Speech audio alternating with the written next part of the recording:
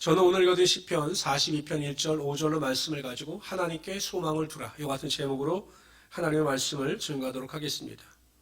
나폴레옹 황제 시대에 샤론이라고 하는 사람이 있었습니다. 그런데 오해를 받게 됩니다. 뒤에서 나폴레옹을 험담했다라고 하는 이유로 감옥에 갇히게 됩니다. 너무 억울하죠. 그래서 처음에는 가족들도 오고 지인들도 찾아와서 면회를 하니 나름대로 살아갈 수 있는 이유와 용기가 있었습니다. 그래서 조금씩 시간이 지나다 보니 살인을 찾는 사람들의 수가 줄어드는 겁니다. 지인들도 찾아오지 않고 더군다나 가족들도 면회를 오는 시간이 뜸해지게 되었습니다. 마음속에는 나폴레옹에 대한 원망도 있었고 또한 가족들에 대한 원망도 생기기 시작하죠. 그러니까 삶의 우울감이 찾아왔습니다. 내가 살아서 무엇하나. 죽을 생각까지 하고 있었던 겁니다. 그런데 하루는 우연하게 그 감옥의 밑바닥을 보니까 돌로 되어 있었는데 돌과 돌 사이에서 새싹이 나와 있는 겁니다. 너무 신기하죠. 어떻게 생명이 자라날 수 있는가. 너무 신기해서 샤론이는 그때부터 이 싹에 물을 주기 시작합니다.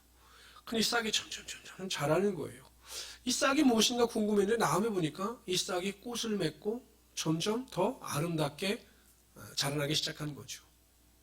그 전에 샤론이가 벽에다 이렇게 썼어요. 나는 아무도 돌보지 않는다. 이렇게 절망적인 문구를 썼습니다. 그런데 이 꽃을 보고 이 꽃을 보면서 소망을 가지면서 그는 하나님이 살아계심을 믿게 됩니다. 그래서 그 글을 바꿨습니다. 하나님께서 나를 돌보십니다. 그래서 절망이 아니라 소망을 가지고 막 기뻐하면서 이 꽃을 기르기 시작하죠. 그런데 샤론이가 있던 그 감방의 옆 감방으로 그 딸이 아버지를 면회 왔다가 그 옆 감방에서 샤론이가 꽃을 키우는 것을 보게 된 겁니다. 너무 신기하죠. 감옥에서 꽃이 있다니.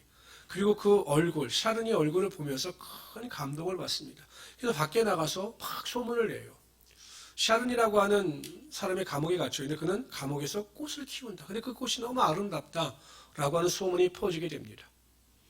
사람들의 입에서 입으로, 귀에서 귀로 전달되다 보니 그 소문이 나폴레옹 황제 아내인 조세핀에게까지 들어가게 됐죠. 근데 이 조세핀이라고 하는 사람은 꽃을 사랑하고 꽃을 기를 줄 아는 사람은 결코 악한 사람이 아니다라는 생각을 가지고 있던 자였기 때문에 아무래도 이 사람이 억울한 누명을 쓴 것이 아니겠는가라고 나폴레옹에게 다시 한번 보고를 합니다. 나중에 조사를 해보니까 억울하게 감옥에 갇힌 것이 발견되었죠. 그래서 감옥에서 나오게 되었죠. 그 감옥에서 나오면서 샤론이라고 하는 사람은 너무 기뻤던 겁니다. 꽃을 보면서 소망을 얻었고 소망 가운데 기대를 가지고 살아가니 자신이 이렇게 나온 것에 대해서 너무 감사했습니다. 그래서 꽃을 가지고 집으로 돌아옵니다. 그리고 그 꽃을 생명과 같이 귀하게 여겼다라고 합니다. 오늘 저와 여러분이 읽은 시편 42편은 그 42편 맨 위에 보면 뭐라고 제가 붙였냐면 고라 자손이라고 나와 있어요. 그래서 흔히 사람들은 이 시편 42편의 저자가 고라 자손이다 이렇게 생각을 합니다. 근데 아니에요. 연구를 해보니까 대부분의 신학자들이 이야기하기를 이 42편의 저자는 다윗이라는 것입니다. 그럼 언제 다윗이 이 시편 42편을 지었는가? 그 아들 압살롬이 다윗 왕에게 반역을 일으킵니다. 아버지를 죽이려고. 갑자기 반역을 일으켰기 때문에 이 다윗은 준비가 되어 있지 않았습니다. 그래서 급히 예루살렘을 빠져나갑니다. 근데 여러분 더 가슴 아픈 일이 무엇이냐면 그 위협 가운데 막 예루살렘을 빠져나갔는데 어제까지 자신을 따르던 자신의 신하들이 오히려 자신을 조롱하는 겁니다. 하나님이 어디 있냐? 당신이 그렇게 하나님에 대하여 자랑하고 선포하더니 지금 도망가는 꼴을 보니 당신의 하나님이 어디 있느냐라고 막 조롱하는 것입니다. 너무 가슴이 아팠습니다. 너무 슬펐습니다. 그러나 다윗은 낙심하지 않습니다. 포기하지 않습니다. 오늘 본문을 통해서 뭐라고 이야기합니까? 자신의 영혼에게 다짐하고 선포합니다. 내 영혼아 낙심하지 말아라. 내 영혼아 불안해하지 말아라. 내 하나님께 소망을 두라. 그러면 우리의 마음속에서 내 마음속에서 하나님의 찬송이 흘러넘칠 것이다 라고 고백하고 있습니다. 결국 여러분 절망의 환경 가운데에서 포기를 선택하지 아니하고 하나님께 대한 소망을 선택한 다윗을 하나님께서 그 위기 가운데 구원하여 주시고 왕으로서 다시 자신의 자리로 돌아오게 하여 주셨던 것입니다. 우리가 이 세상을 살아갈 때 다윗과 같이 문제를 만나고 어려움을 만나고 환난을 만날 수가 있습니다. 마음이 무너지는 것 같은 고통과 좌절 속에 살아갈 수도 있습니다. 그러나 다윗처럼 우리가 하나님께 소망을 두고 그 소망에 하나님께서 부어주시는 능력이 우리의 삶 가운데 임하게 되면 다윗처럼 반드시 하나님의 능력과 기적을 체험할 수 있게 되는 것입니다. 하나님께 소망을 두는 자들은 절대 하나님께서 그 사람을 실망시키시지 않습니다. 우리 환경이 어렵고 내 마음이 근심으로 인하여 그 마음이 메말라간다 할지라도 그럼에도 불구하고 다윗처럼 하나님께 소망을 두고 그 소망을 포기하지 않는 자에게 하나님의 권세와 능력이 반드시 임하게 되는 것입니다. 그래서 저는 오늘 구체적으로 왜 우리가 하나님께 소망을 두어야 하는가에 대하여 살펴보라 함께 은혜를 나누고자 합니다. 첫 번째로 우리가 하나님께 소망을 두어야 하는 이유는 하나님께서는 전지전능하신 하나님, 불가능한 일이 없으신 하나님이 되시기 때문입니다. 저는 주로 좋아하는 그 TV 프로그램, 저는 뭐 세상에 나가서 세상 사람들처럼 뭐 세상에서 무엇을 경험하고 취득하는 일이 거의 없습니다. 저는 주로 성도의 삶을 통해서 아니면 책을 통해서 혹은 TV 프로그램을 통해서 간접 경험을 합니다. 그래서 제가 주로 보는 TV가 뭐 서민 가프라든지 이런 TV 프로그램인데 요즘에는 이제 제가 가끔 그 백종원 씨의 골목 식당을 봐요. 왜냐하면 도전을 많이 받습니다. 열심히 살아야 되겠다. 그 프로그램을 보면 정말 제대로 살아야 되겠다. 이 세상은요, 정말로 열심히 살아가는 사람들이 너무나 많아요. 그냥 인생을 허비하는 인생들도 많지만 최선을 다해서 살아가는 사람들이 너무나 많아요. 제가 그런 프로그램을 보면 도전을 받아요. 그래서 다시 한번 나도 목회자로서 열심히 살아야 되겠다라고 하는 다짐을 합니다. 근데 제가 기억에 남는 한 가게가 있어요. 혹시 프로그램을 보신 분들 중에서 여러분들도 아시겠지만 그 용산 그 청파동에 가면 냉면집이 하나 있었습니다. 그 냉면집 남자 사장님은 냉면을 끝까지 하자. 근데 냉면이 잘 안 팔려요. 그 아내이신 여자분은 냉면을 접자. 근데 남편은 그 냉면에 대한 자신감이 있었기 때문에 냉면을 포기하지 못하는 겁니다. 그러니까 문제가 해결되지 않았죠. 근데 가게는 계속 적자고 오염을 겪고 있었습니다. 그때 누가 나타나느냐? 백종원 씨가 나타납니다. 그러니까 그분이 다 이렇게 이야기를 들어보고 음식을 먹어보더니 솔루션을 제시하는 겁니다. 문제점을 해결할 수 있는. 내린 결론은 냉면을 하라. 그 대신 한 가지에만 집중하라. 라고 하고 문제점을 해결할 수 있는 해결책을 제시해 주었습니다. 그 주인장께서는 그 냉면에 올인하죠. 그래서 어떻게 되냐면 이 집이 대박집이 됩니다. 그러니까 여러분 참 이상하죠? 똑같은 냉면인데 그 전까지는 쪽박을 차다가 이 백종원 씨가 솔루션을 제시해주고 그 방법대로 하니 대박이 난 것입니다. 사람들은 문제를 만나고 환난을 당할 때 자신의 힘으로 그 문제를 해결할 수 없을 때 슈퍼맨을 기대합니다. 누군가가 나타나서 내 문제를 해결해 줬으면 좋겠다라고 하는 슈퍼맨을 기대하죠. 그러다 슈퍼맨을 만나면 문제를 또 해결을 받고 한 걸음 더 도약하는 기회가 되기도 하지만 한편으로는 슈퍼맨을 만나지 못하면 영원히 나락으로 빠지고 마는 것이죠. 근데 여러분 우리가 얼마나 감사합니까? 우리는 하나님의 은혜와 사랑으로 말미암아 아무 공로 없는 우리가 십자가 보혈의 은혜와 능력으로 구원을 받았습니다. 그런데 그 하나님께서 우리의 삶에 슈퍼맨이 되어주시는 것이에요. 우리가 어디에서 무엇을 하든지 고난과 환난 가운데 직면해 있다 할지라도 우리의 인생을 짓누르는 문제의 고난 앞에 서 있다 할지라도 하나님을 찾고 하나님께 소망을 두면 전지전능하신 하나님께서 우리의 삶에 찾아오셔서 능치 못할 일이 없게 하시며 우리의 모든 삶의 환경의 문이 변화되는 역사가 반드시 나타나게 하여 주신다는 것입니다. 우리가 절망 앞에서 문제 앞에서 슬퍼하고 낙심하고 불안해하고 두려워하는 이유가 무엇입니까? 전지전능하신 하나님을 믿지 못하기 때문에 그런 거예요. 전지전능하신 하나님이 내 아버지가 되시는데 그 아버지께 소망을 두는 자에게 어떠한 두려움이 있고 좌절감이 있고 낙심이 있겠느냐라는 것이죠. 마가복음 10장에 보면 예수님께서 여리고로 내려가셔요. 근데 그 여리고에 누가 있었냐면 앞을 보지 못하는 맹인 바디메오가 있었어요. 제가 여러 번 말씀드렸는데 이 바디메오가 사람의 이름이다 아니다. 바디메오가 사람 이름일까요 아닐까요? 아시는 분은 가만 계시고요. 바디메오가 사람의 이름입니까 아닙니까? 손을 들라고 하면 분명히 안 드실 텐데 대부분은 이 바디메오가 사람의 이름으로 알고 있는데 사람의 이름이 아니에요. 바라고 하는 것은 아들이라는 의미예요. 그럼 이 바디메오의 뜻이 무엇이냐? 디메오의 아들이라는 의미입니다. 뭐라고요? 디메오의 아들. 근데 여러분 생각해 보십시오.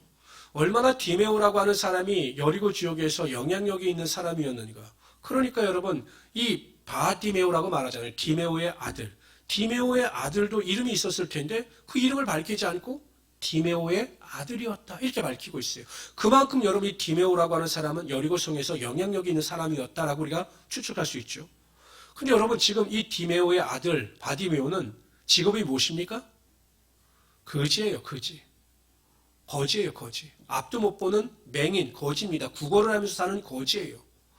여러분 이 사람의 인생이 얼마나 파란만장했는지 우리가 짐작할 수 있지 않겠어요? 아버지는 그 지역의 유력자인데 아들은 맹인이고 거지다. 얼마나 큰 삶을 굴곡이는 인생을 살았는지 우리가 알 수 있는 거죠. 완전 절망 가운데 살아갈 수밖에 없었습니다. 그런데 어느 순간 이 바디메오의 마음속에 소망이 생겨요. 그것은 무엇이냐? 예수 그리스도를 만나면 내 눈이 뜰 수 있다. 예수님은 능력 있는 하나님의 아들이시니 그분이 반드시 내 눈을 뜨게 해주실 것이다 라고 하는 소망이 생기기 시작합니다. 그리고 기회가 왔습니다. 예수님께서 여리고성에 들어오셨을 때 자신의 곁을 지나가고 있다는 소리를 듣자마자 그는 다윗의 자손 예수여 나를 불쌍히 여기소서라고 큰 소리로 외칩니다. 2번씩이나 외치죠. 예수님께서 그를 부르셨습니다. 그래서 또 부르셔요. 내가 너에게 무엇하여 주기를 원하느냐. 아니 눈뜨기를 원하는 것 당연한 것 아니겠습니까?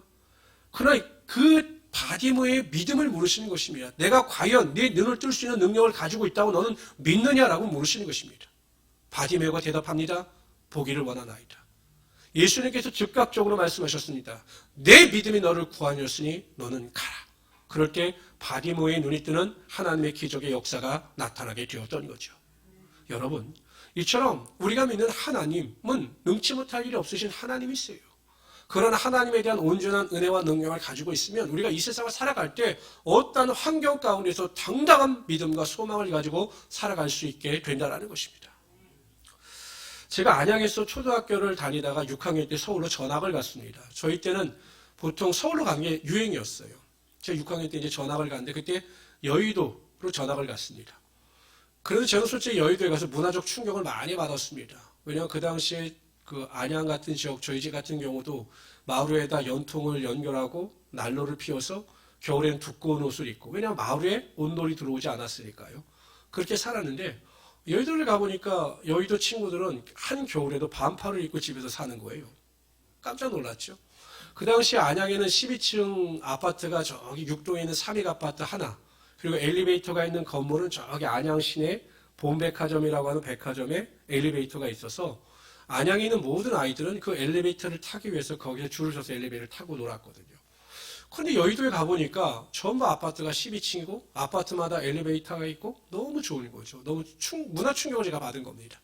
그래서 제가 매일 학교가 끝나면 집에 바로 오지 않고 엘리베이터를 놀고 막 왔다 갔다 하다 또 관리사무소에 고발이 되기도 해서 끌려가기도 하고 그랬거든요.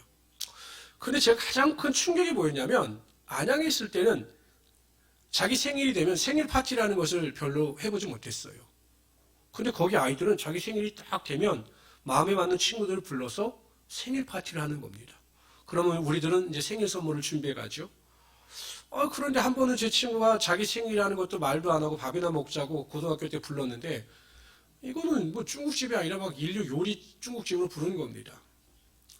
저 걱정이 됐어요. 이걸 어떻게 또 돈을 나눠서 내자고 그러나 돈도 없는데 어떻게 되나. 이게 걱정도 되고 생일이라는 걸 말도 안 했으니 선물도 안 했으니까 어떻게 막 마음이 불편한 거예요. 근데 그 친구가 제 표정을 봤는지 하는 말이 오늘 내 생일이고 또 이렇게 다 우리가 모였으니까 걱정하지 말고 마음껏 먹자라고 먹었는데 그때 당시에 거의 10만 원 이상이 나왔습니다.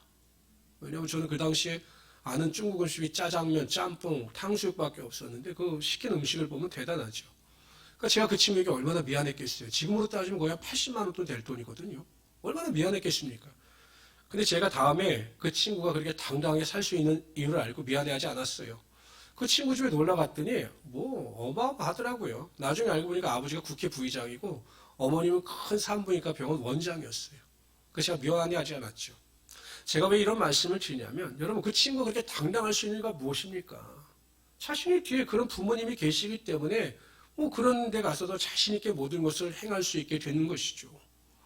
아니 우리는 전지전능하신 하나님이 내 아버지가 되시고 이 세상을 말씀으로 창조하신 불가능이 없으신 하나님이 내 아버지가 되시는데 왜 이렇게 세상을 살아갈 때 염려하고 걱정하고 불안해하면서 살아가느냐라는 것입니다. 우리가 생각하기엔 큰 문제지만 하나님이 생각하기엔 아무 문제도 아닌 것입니다. 그러한 하나님께 소망을 두고 전지전능하신 하나님을 신뢰할 때 우리가 구하는 것이나 생각하는 것보다 더 큰 하나님의 축복과 능력이 반드시 여러분 삶 가운데 임하게 되는 것입니다. 우리 모든 성도님들은 그런 믿음을 가지십시오. 아하, 내 하나님은 전지전능하신 하나님이시고 능치 못할 일 하나님이 주신다. 내가 그 하나님께 소망을 둘 때 모든 것이 하나님 안에서 합력하여 선이 된다. 이러한 믿음을 가지고 살아가시는 우리 귀한 성도들이 되시기를 주님의 이름으로 축원합니다. 두 번째로 우리가 하나님께 소망을 둬야 하는 이유는 하나님께서는 신실하신 하나님이 되시기 때문입니다. 우리 다 같이 한번 신명기 7장 9절을 읽어봅시다. 시작. 그런즉 너는 알라 오직 내 하나님 여호와는 하나님이시요 신실하신 하나님이시라. 그를 사랑하고 그 계명을 지키는 자에게 천대까지 그 언약을 이행하시며 인애를 베푸시되 라고 말씀하셨습니다. 뿐만 아니라 민수기 23장 19절에 보면 하나님께서 뭐라고 말씀하시냐면 하나님은 인생이 아니시니 시건치 아니시고 인자가 아니시니 후회가 없으시도다. 하신 말씀을 어찌 행치 않으시며 하신 말씀을 실행치 않으시랴. 말씀하신 바를 행치 않으시며 하신 말씀을 실행치 않으시냐. 이렇게 말씀하셨습니다. 하나님은 어떤 하나님이시냐? 우리에게 약속하신 것은 반드시 지키시는 하나님이 되신다라는 것입니다. 인간은 아무리 신실한 사람이라 할지라도 그 약속을 지키지 못할 때가 있어요. 왜냐하면 약속을 할 당시에는 지킬 능력도 되고 환경도 됐는데 어느 정도 시간이 흐르니 그 약속을 지킬 수 있는 능력이 사라지는 거죠. 그렇기 때문에 그 약속을 마음은 있지만 능력이 되지 않기 때문에 지키지 못하는 것입니다. 그런데 하나님은 전지전능하신 하나님이 되시기 때문에 약속하신 것은 반드시 지키시는 하나님이 되신다는 것입니다. 사도 바울이 죄인의 모습을 가지고 이제 로마를 향해서 갑니다. 그런데 유라굴로라고 하는 태풍이 갑자기 나타나서 그 배가 위기에 빠져요. 사람들은 나름대로 그 바다에서 잔뼈가 굵은지라 짐도 던지고 하면서 배의 균형을 잡으려고 노력을 했지만 이 태풍이 끝나야 어느 정도 안정이 될 텐데 여전히 태풍이 계속 밀려오는 겁니다. 모든 사람들은 아하 이제 끝났다. 이제 우리가 살 수 있는 소망은 없다. 그냥 죽음을 맞이하자라고 다 포기했습니다.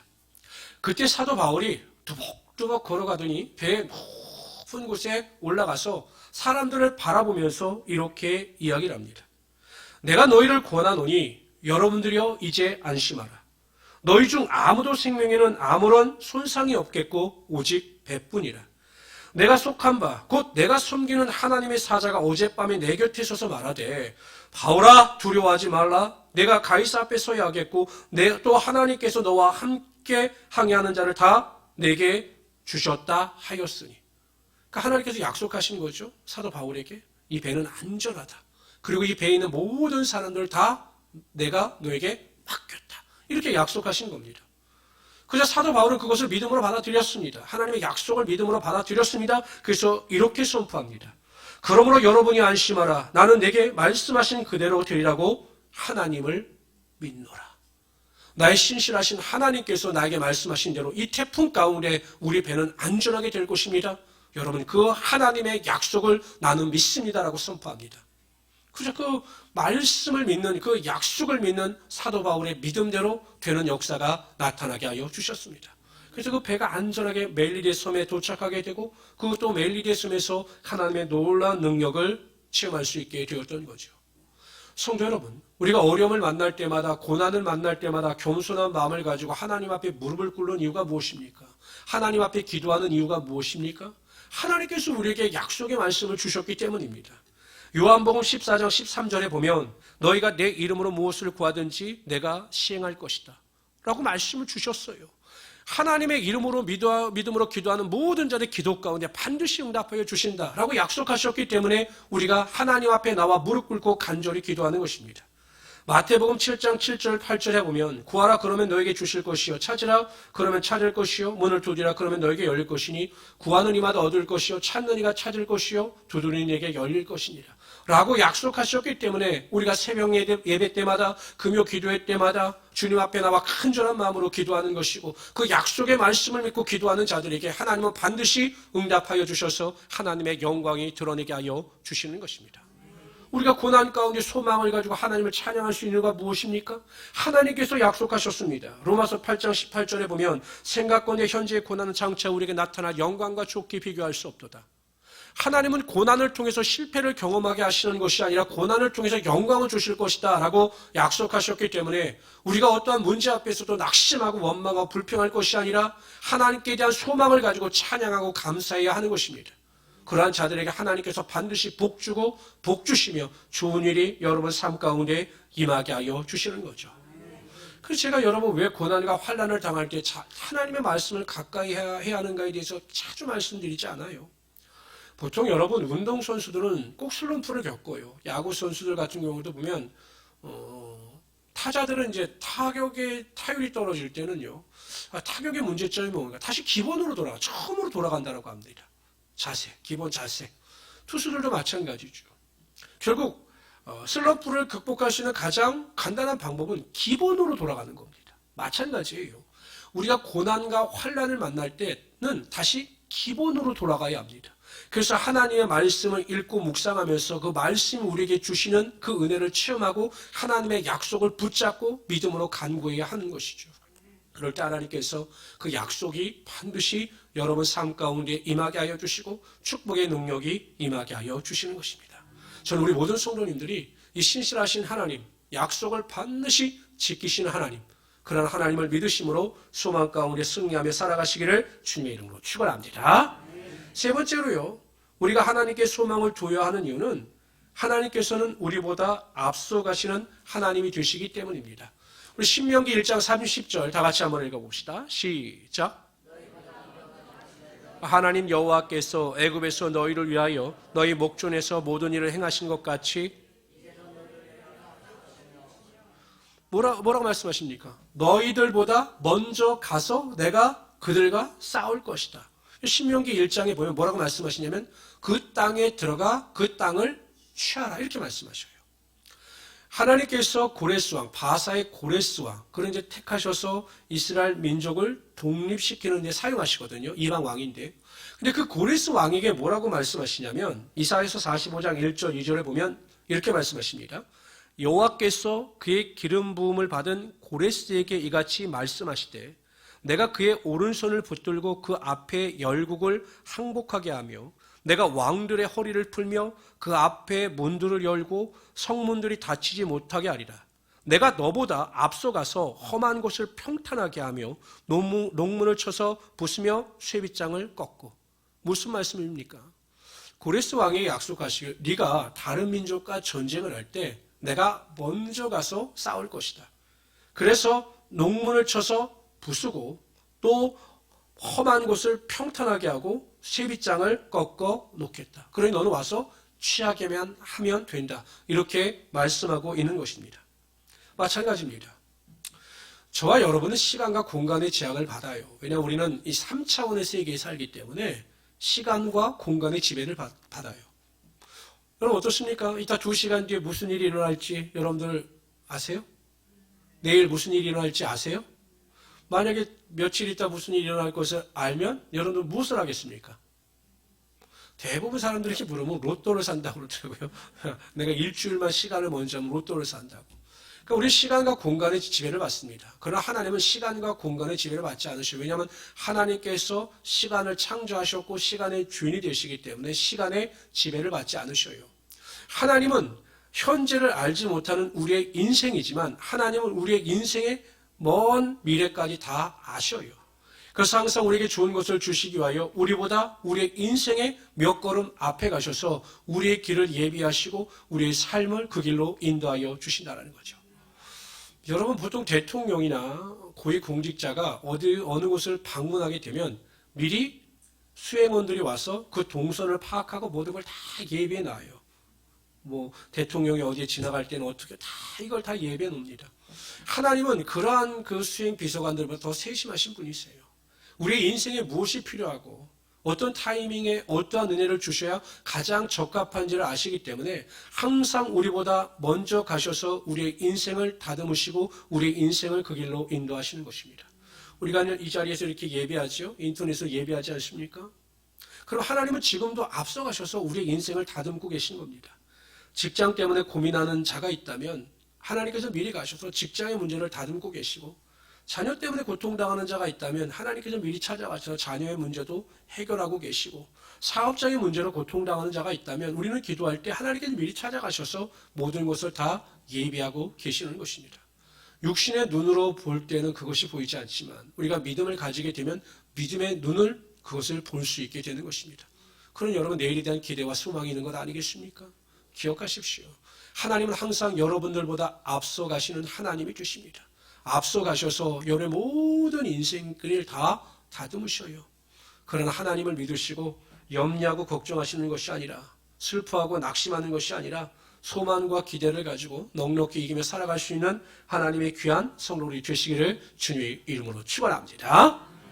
네 번째로요, 우리가 하나님께 소망을 둬야 하는 이유는 하나님께서 우리를 안으시는 하나님이 되시기 때문입니다. 우리 신명기 1장 31절 다 같이 한번 읽어봅시다. 시작. 광야에서도 너희가 당하였거니와 사람이 자기 아들을 안는 것 같이 너희 하나님 여호와께서 너희가 걸어온 길에서 너희를 안으사 이곳까지 이르게 하셨느니라. 이스라엘 백성들은 광야길을 자신들이 혼자 걸어서 통과했다고 생각하지만 하나님께서는 그들을 안으신 거예요. 그래서 구름 기둥과 불 기둥으로 그들을 인도하여 주셨던 거죠. 금요일 날은 우리가 신명기 강의를 하면서 이 말씀을 나눴죠. 여러분, 우리가 이렇게 제가 자녀를 이렇게 키우다 보면 이렇게 길을 가다가 뭐 이렇게 언덕길이 나오고 힘든 길이 나오면 보통 우리 아들은 저에게 손을 벌려요. 왜 손을 벌릴까요? 안아달라고 손을 벌리는 거죠. 그러면 어떤 부모가 야 나도 힘들어 그냥 걸어가 이럴 부모가 어디 있겠어요. 부모는 아무리 힘들고 팔이 떨어질 것 같은 고통이 있어도 그 자녀를 안습니다. 그리고 자녀를 안전한 곳까지 안고 이동합니다. 하나님이 바로 이러한 하나님이 되신다는 것이에요.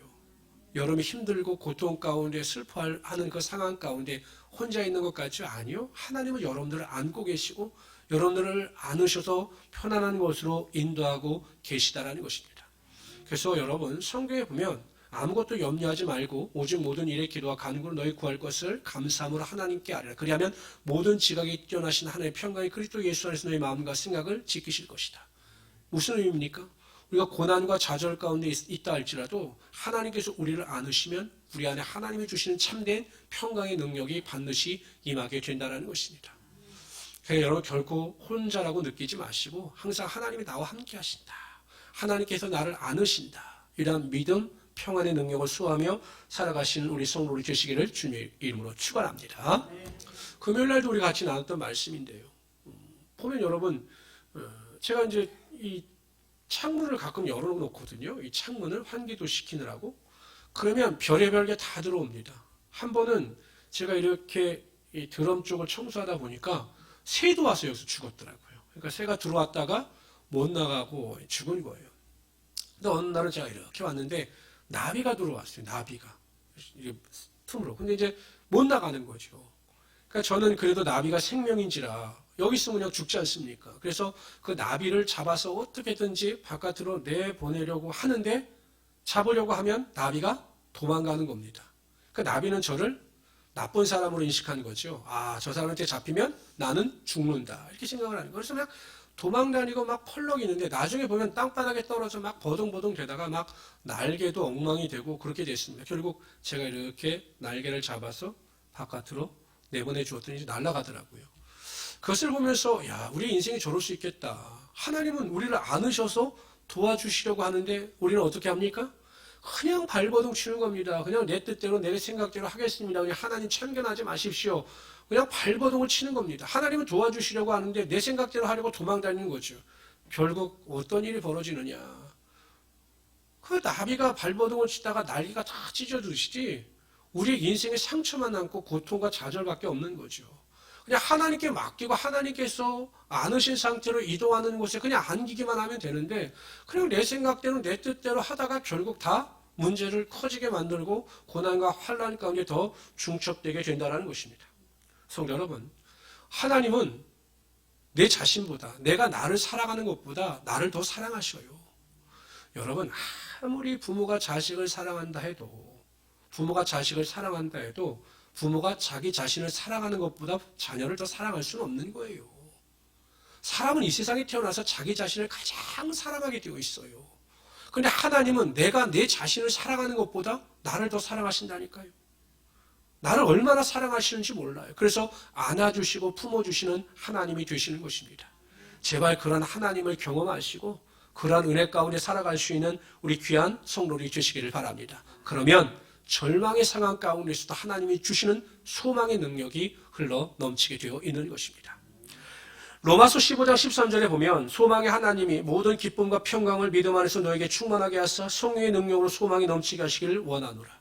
하나님은 소망의 하나님이 되십니다. 그리고 반드시 사모하는 자들에게 성령의 능력으로 충만한 자들에게 세상이 어떻게 할 수 없는 참된 소망의 능력이 흘러넘치게 하여 주시는 거죠. 이러한 소망의 능력을 맛보기 위해서 하나님께 대한 올바른 지식과 믿음을 소유하시길 바랍니다. 하나님은 전지전능하신 하나님이 되셔요. 우리의 아버지는 그저 그런 하나님이 아니시라 이 세상을 말씀으로 창조하시고 이 세상을 지금도 주관하시는 전지전능하신 하나님, 불가능이 없으신 하나님이 되신다라고 하는 믿음을 분명히 소유하시길 바랍니다. 두 번째, 그러한 하나님은 반드시 우리에게 약속하신 약속을 지키시는 신실하신 하나님이십니다. 말씀을 통하여 우리에게 주신 모든 약속을 믿는 자들에게 반드시 행하시는 하나님이 되신다는 사실을 믿으시기를 바랍니다. 그뿐만 아니라 그러한 하나님은 항상 우리보다 앞서 가셔서 하나님의 영광과 능력이 나타나게 하여 주시는 하나님이 되십니다. 뿐만 아니라 하나님은 항상 우리를 안으시고 광야에서 우리를 안고 건너가게 하심으로 하나님의 영광이 나타나게 하여 주시는 하나님이 되신다는 것입니다. 이러한 하나님께 소망을 두고 이러한 소망 가운데 넉넉히 이 세상을 이기며 살아갈 수 있는 하나님의 귀한 성도들이 되시기를 주님의 이름으로 축원합니다. 기도합시다.